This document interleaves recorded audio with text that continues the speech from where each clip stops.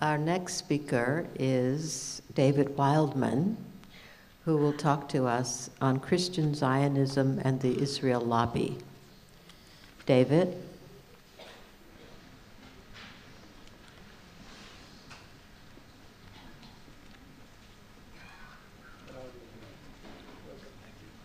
C'est dommage, mais il n'y a pas eu de traduction de Tchaikovsky.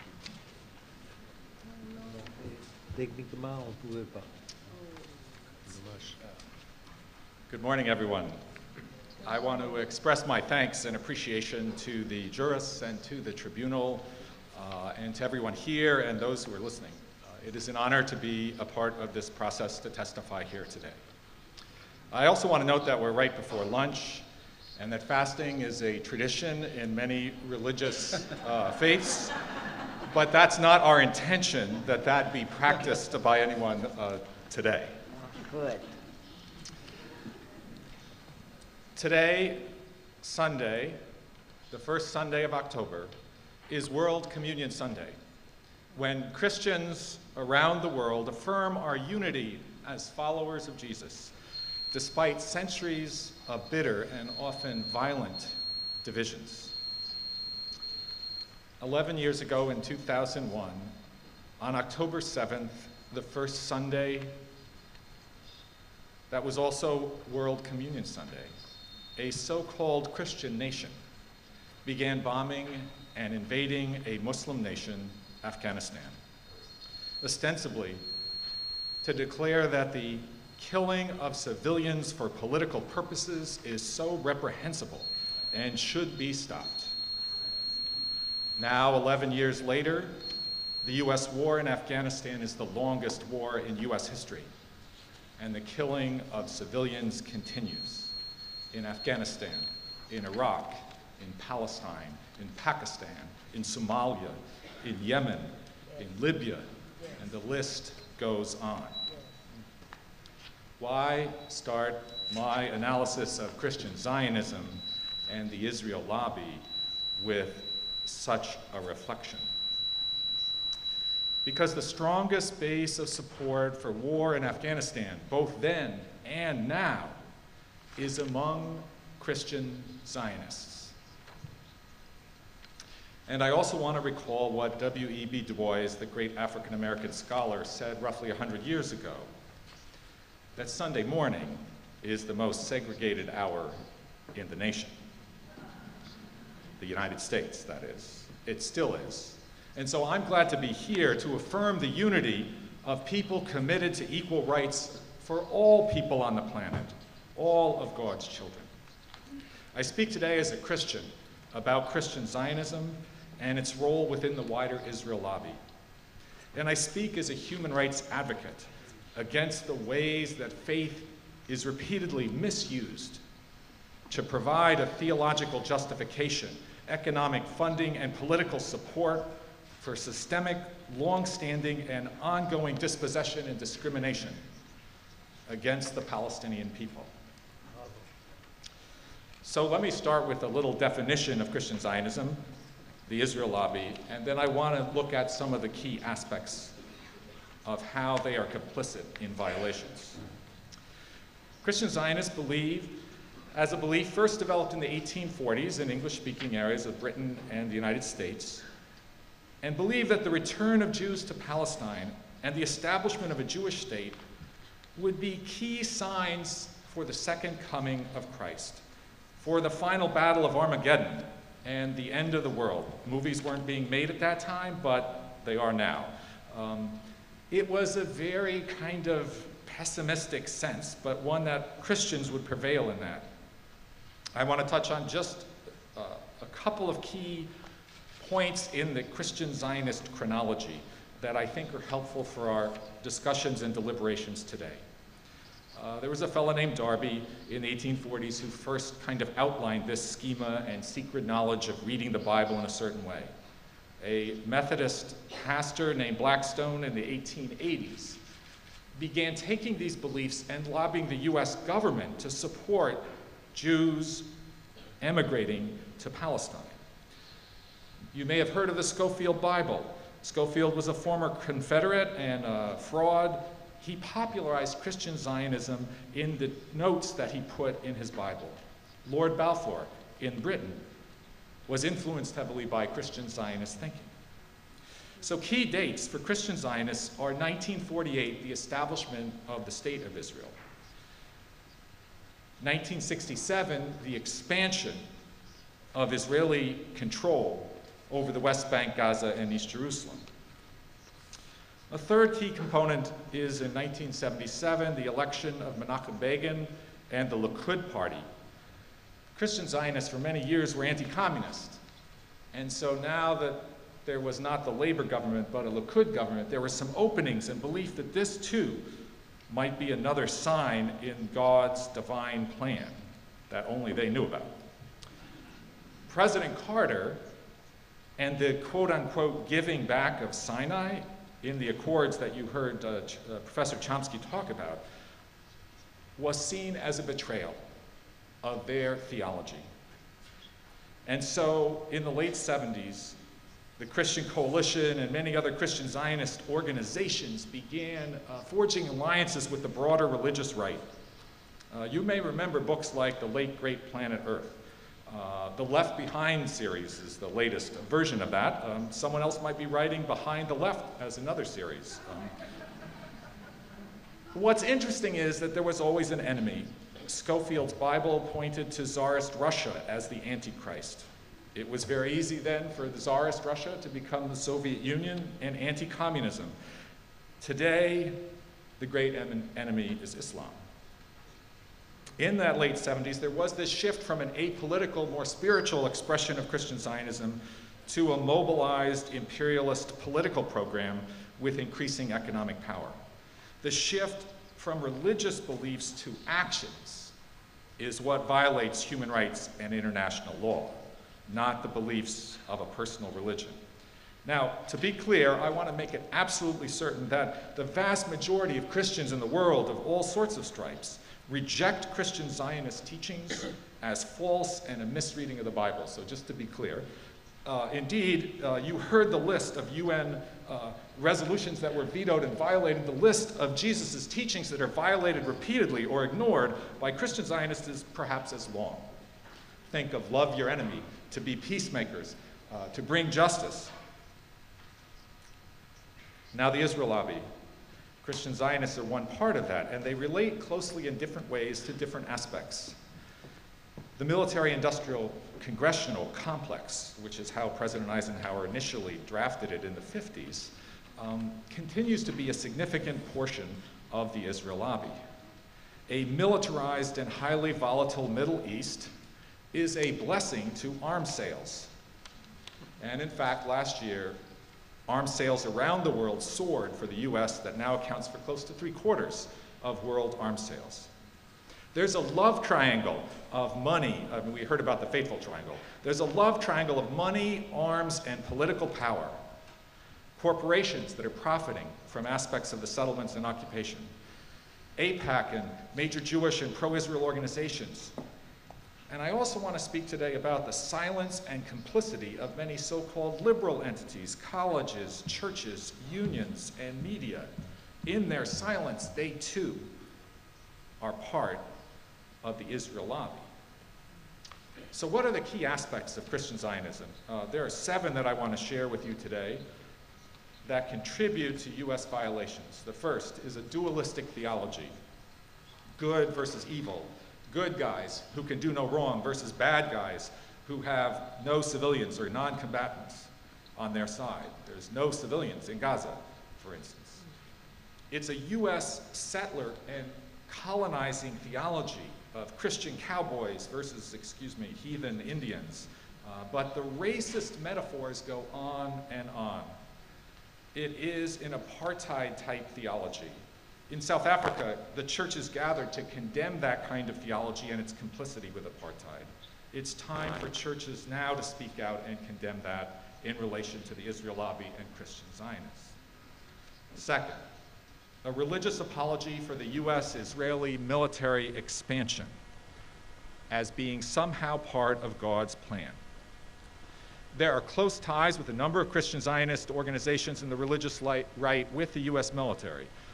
Many of the headquarters of groups like Focus on the Family and others are in Colorado Springs, the same place as the headquarters for the U.S. Air Force. There are many examples of this, but I just want to point to that, of the link that somehow military action by the U.S. and Israel is part of God's unfolding plan. Third, truth is based on belief, not on facts. This is a really important one. So facts don't actually matter unless they fit the belief system of Christian Zionists.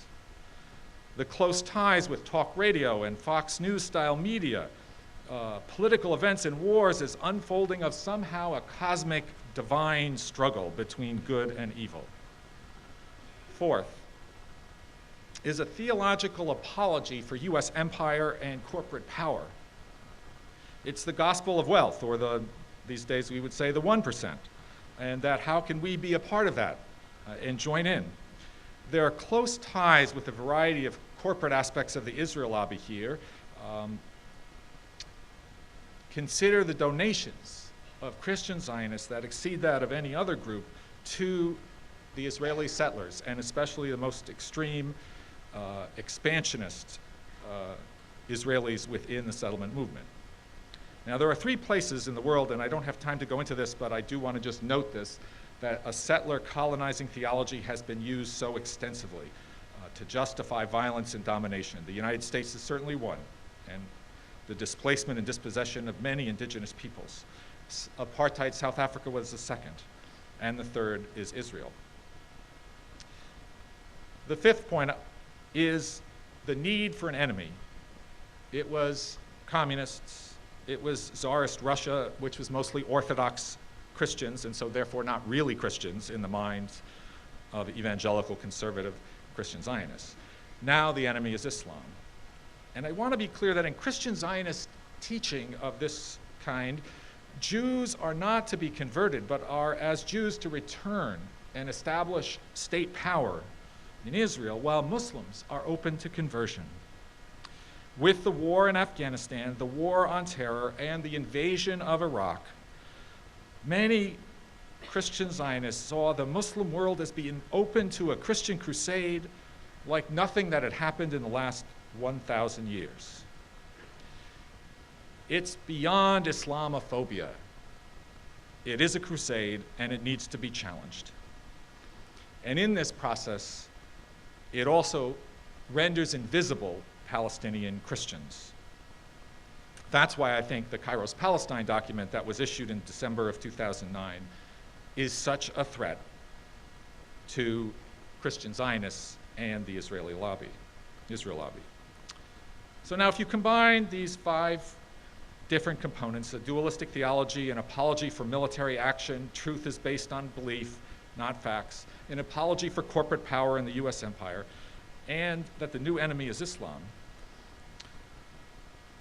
any groups and organizations that stand for human rights, that advocate nonviolent transformation and identifying and naming of international law must be opposed. They are enemies. You're either with us or with the terrorists. Remember that kind of duality.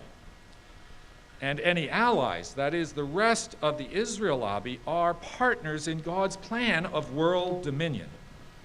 So you got to be on one side or the other.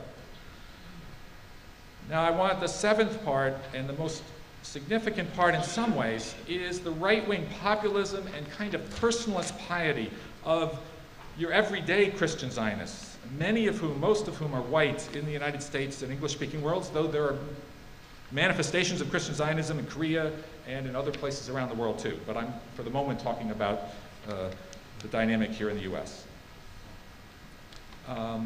They are the largest mass base of support for the agenda of the Israel lobby and the imperial lobby of the US for militarized corporate power and domination of resources around the world. Now, a number of years ago, I was meeting with the Reverend Naim Atik, who is the founder of Sabil, Palestine Ecumenical Liberation Center in Jerusalem.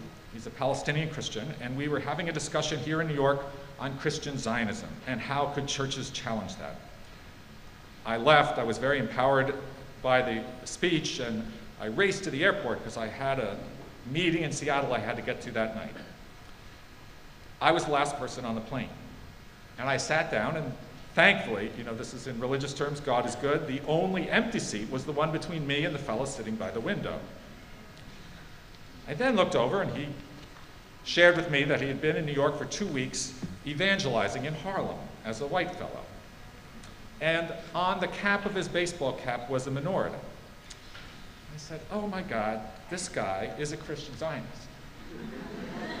My Palestinian sisters and brothers will not let me get the much needed sleep that I desired at that moment. 7 hours later, after trading scriptures and probably driving all of our seatmates around us crazy, we parted at the baggage claim, and he agreed that he would pray for Palestinians.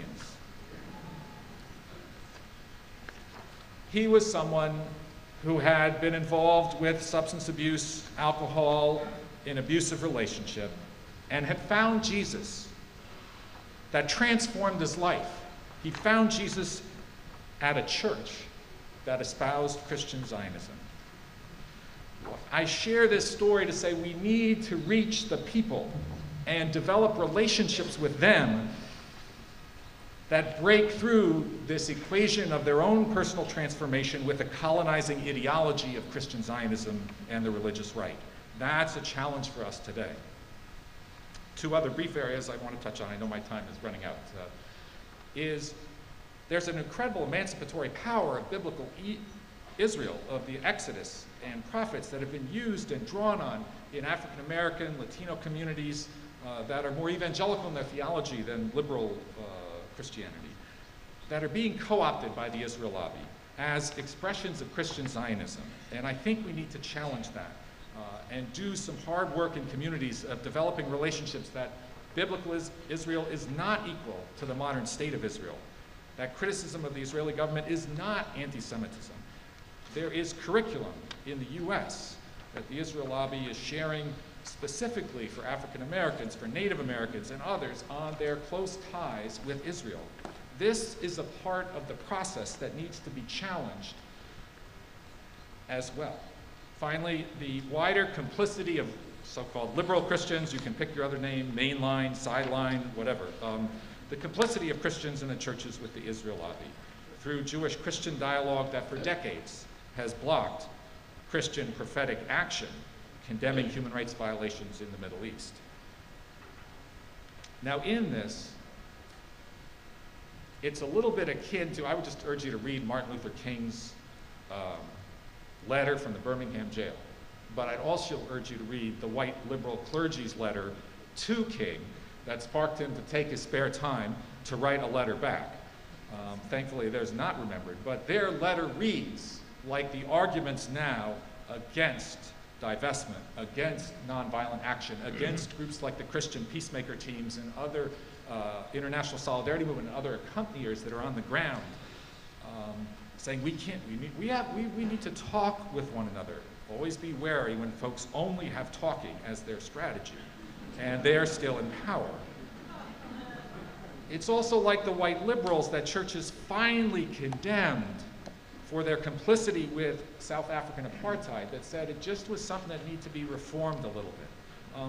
So that now what's happened in all too many liberal churches and colleges and unions, and I was only asked to address the churches within the Israel lobby, but opposing nonviolent moral actions of BDS offers like instead this paternalistic colonial positive investment, economic development, that Palestinians just don't have the capacity.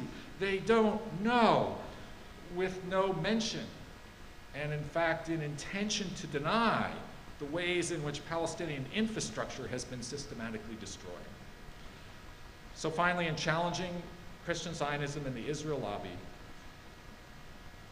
I would hope our goal is to decolonize Christian theology, and I'll leave to other faiths the decolonization of other respective faiths through intentional and committed long-term anti-racist activity. Second, to demilitarize their political program. Military might is never God's intent of harming others, so do no harm. And here we might take it as a first step for challenging the Israel lobby, the example of the U.S. Department of Agriculture. For too long, if you sell weapons and they get used, you need to sell more weapons. The Department of Agriculture has an approach with subsidies that if you get the subsidy if you don't produce the product. I think we could break the love triangle of the Israel lobby in Congress and military contractors if we just said, look, we'll give the companies money only if they don't make any weapons.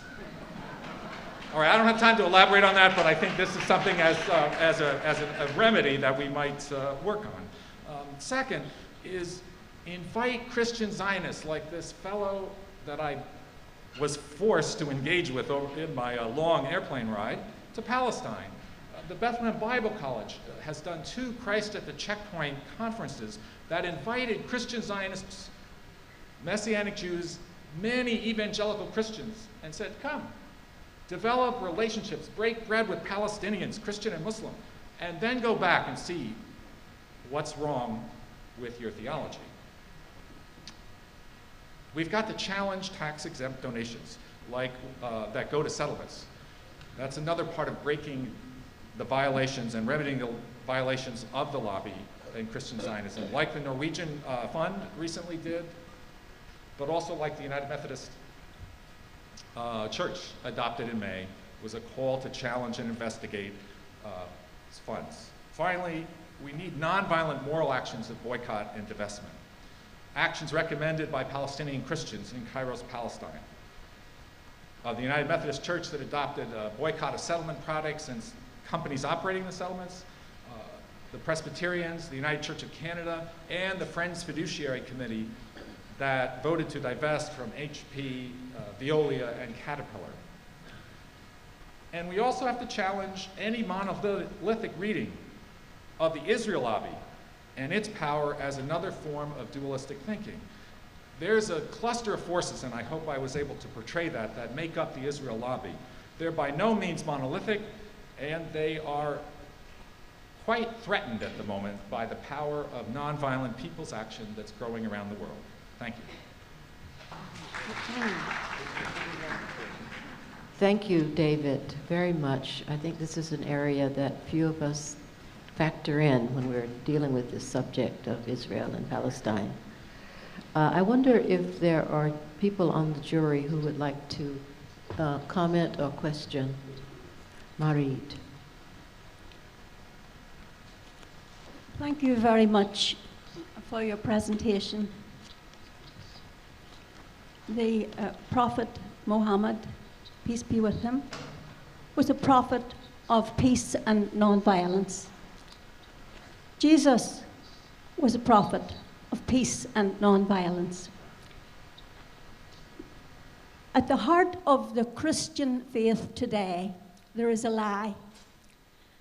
And the lie is that there's such a thing as a just war, and that Christians and others can kill each other. The church hierarchy, the Christian church hierarchy, has never dealt with this lie. So this lie perpetuates itself in places like Northern Ireland and our conflict, with the armed struggle. We're fighting a just war. Jesus blesses just wars. This lie lies in the heart of American Christians who are arguing the just war. America's right to go to war, be it Iraq, Iran, Israel, Palestine, wherever. We're right.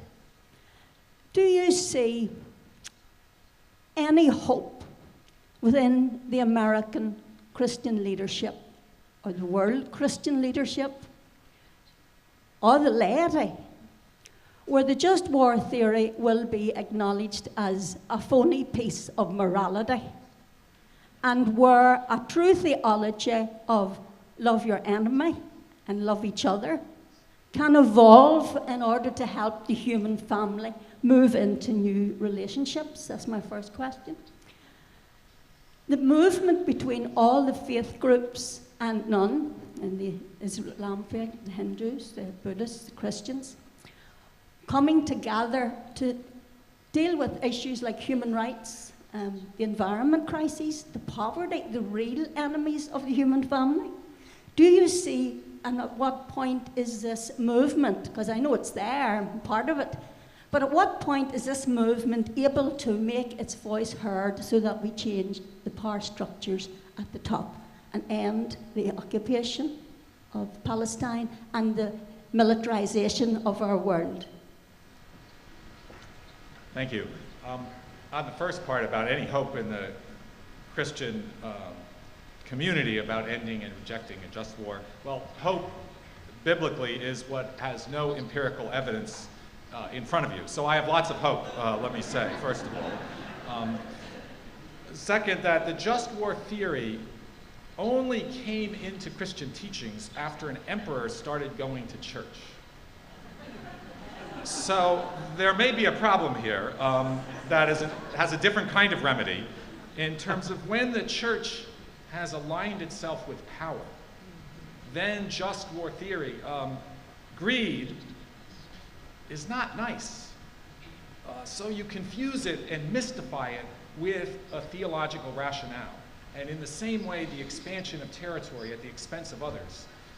So what I would say is, there are movements. I think the Kairos Palestine document is not only a message to Palestinian Christians and not only a message to the wider Christian community, but really a message to the world about challenging finally this link of violence with any faith of doing harm against other human beings.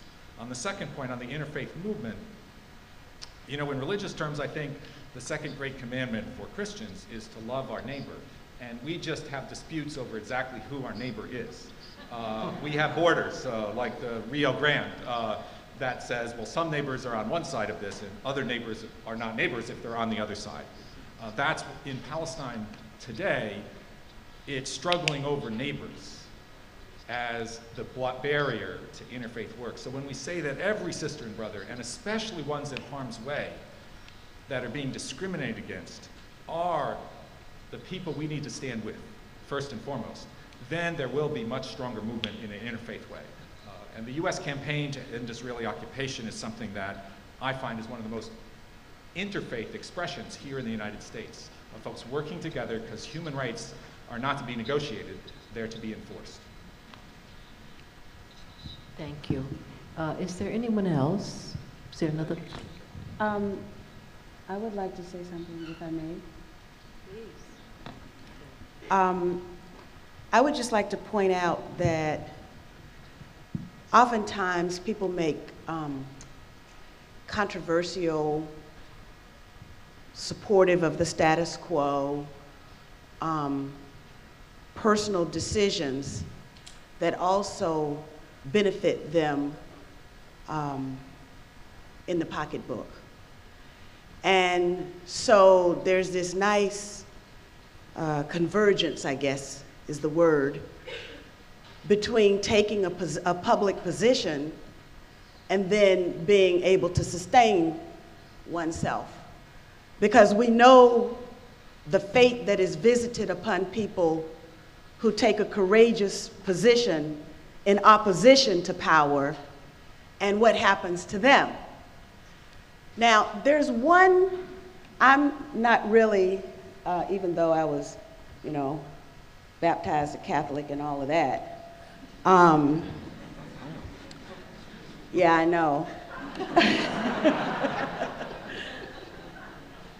But just as an observer, John Hagee is one of the most prominent Christian Zionists.